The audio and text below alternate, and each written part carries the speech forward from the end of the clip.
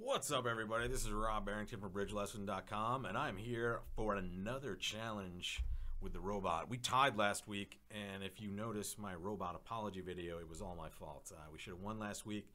I got mad at the robot for no reason. They made the perfect bid. I just forgot what system we were playing, and if you want to hear about that, check out that robot apology tour video that I put out just before this. We are starting another challenge. We're playing an IMPS challenge against the robot as usual. 10 boards, 5 days, 2 boards a day. It is Monday, so this is board 1, and it is a wacky board that we're looking at. This hand is going to be fun no matter which way we slice it.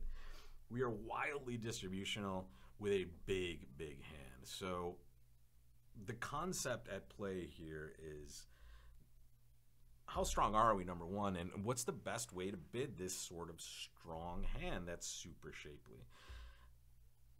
Those of you, make your bid first, and pause the video. I'm gonna give you an answer in about 3 seconds, but pause the video if you need more time. What would you open this hand? My choices are either 2 clubs because it is so strong, or just 1 diamond. All right, when you're 6'5", open your longer suit always, no matter the rank of it.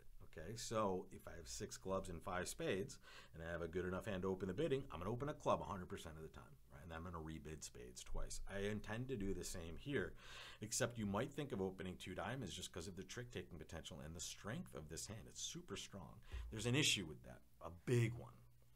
2 clubs takes up a huge amount of room compared to just the 1 diamond opening bid.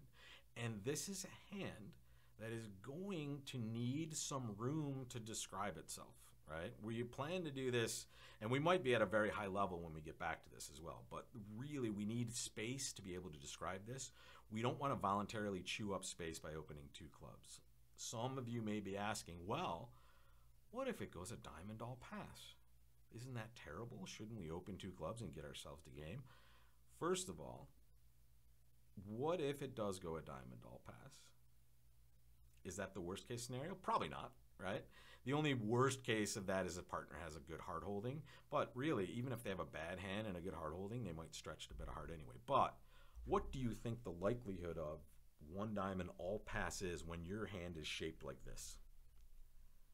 Almost nil, especially in a real game, right? So you shouldn't worry about this hand getting passed out because of the amount of shape you have. It means there are other wacky hands around the table that are waiting to get into this auction and bid.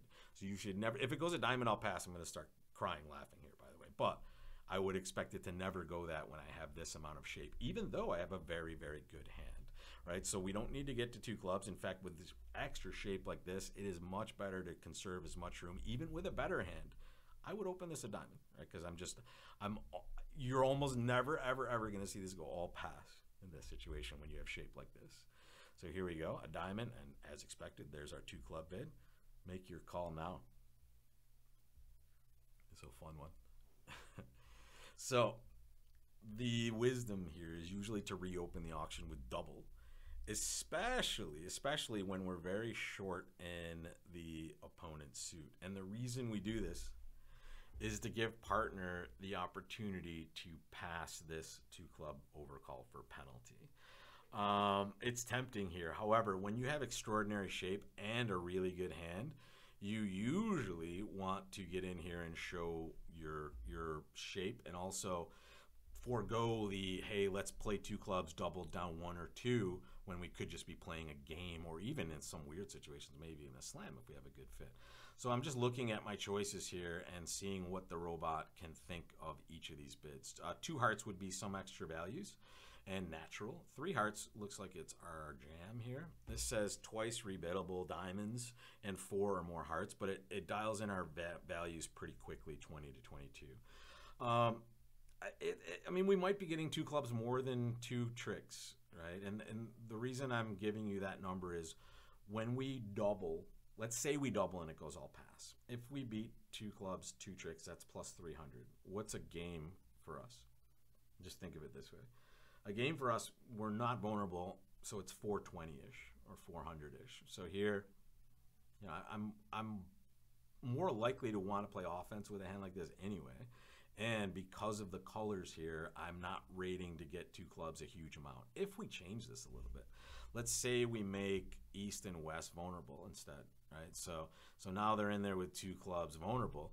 Now it's a little juicier, right? Now if we beat it just 2 tricks, it's plus 500. And if we beat it 3, it's plus 800.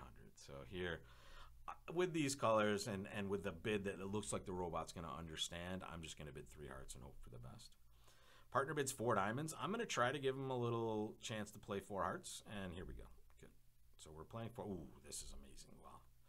Wow. We missed a slam, it looks like. But what do you think the likelihood of us getting there on this? Even if we open 2 clubs, nothing. This is one of those hands where this is looking so amazingly well because our hands are perfect together. Our partner has the only points they have are absolutely perfect, and they have the 10 and the 9 of hearts. It's absolutely ridiculous.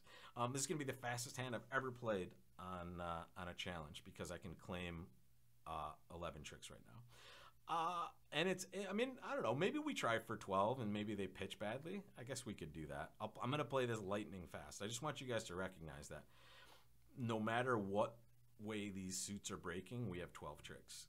And it's because if hearts are the worst they could possibly be, 5-0, I can still draw 5 rounds of trump, run diamonds, and play spades.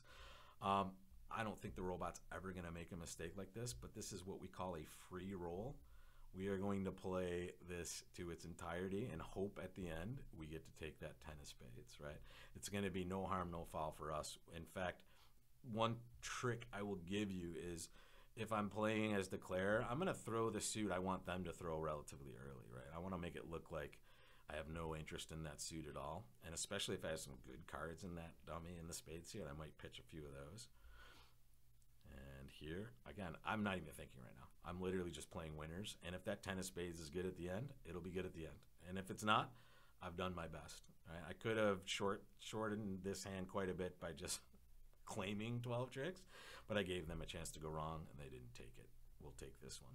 And happy circumstance here. I mean, obviously, if I could have seen all these hands at the beginning, I would bid 6 hearts, but we can't really know what's going on in this. And notice if we did double, we would probably get to play hearts again anyway.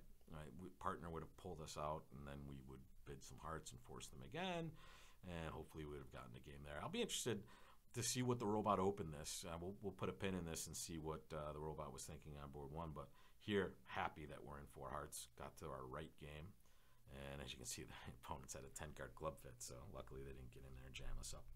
All right, let's jump into number 2 here. And here we just have a really solid, albeit flat, 1 no trump opening bid, and we get to play my favorite contract. Boom, 1 no trump. Oh yeah, make your plan, guys. Count your winners. What are you gonna do on this one? So big things at play here. They gave us a nice lead, meaning they gave us a lead that's not gonna really give them a bunch of timing, and it gives us maybe 1 extra chance to get everything right. They didn't get off to either a spade or a heart, which would have been better for them. So here, we have to recognize that diamonds is exceptionally important. So we're going to play that suit pretty quickly and hopefully for no losers. But if we lose 1, it's okay. So I want to win this trick in dummy first. And this is just general card mechanics, guys. Sometimes the play you want to make will dictate what you do. And here, it's clear we want to take a diamond finesse next, so we play that queen of clubs so we can stay in that hand. And now the question is, what do we play from dummy? If we play low and let's say we play a diamond to the queen and it wins, what do we do next? Well, we're going to have to hope diamonds are breaking evenly and cash the ace and the king is falling doubleton. However, if it's not breaking evenly, we have a way we can take some insurance out here. And I'm going to play the jack of diamonds. And here, it's not going to matter now that they cover with the king. But if they had played low, I was going to play my 10 underneath it, right? And that just leaves that 8 of diamonds as an entry to dummy when the diamond suit is breaking no worse than 3-1. Here, though, they hopped up with the king, which is what you really want to see when you play that jack. And now you just have a nice, easy entry over to that side. And we're only in 1 no trump, so we're going to take our winners as fast as we possibly can.